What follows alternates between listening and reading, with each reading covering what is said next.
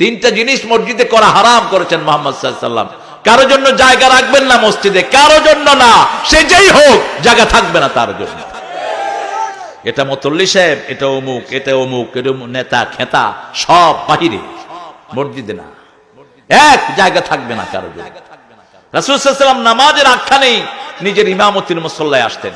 যখন একামত হতো কাদ কামাতিস সালাহ, তখনই তিনি ওখানে দাঁড়াতেন, এর আগ পর্যন্ত না। সালাম ফিরাতেন, সালাম ফিরিয়ে ডানে এবং বামে দেখতেন, বুখারীর বর্ণনা।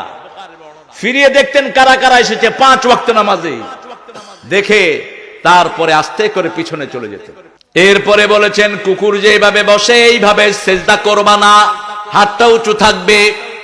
3 নাম্বার বলেছেন পাখি যেভাবে খায়, মুরগি যেভাবে খায়, এইভাবে রুকু সেজদা করবা না। একজন সাহাবী মসজিদে ঢুকেই নামাজ পড়লেন, রাসূল সাল্লাল্লাহু আলাইহি ওয়াসাল্লাম বসে আছেন, বললেন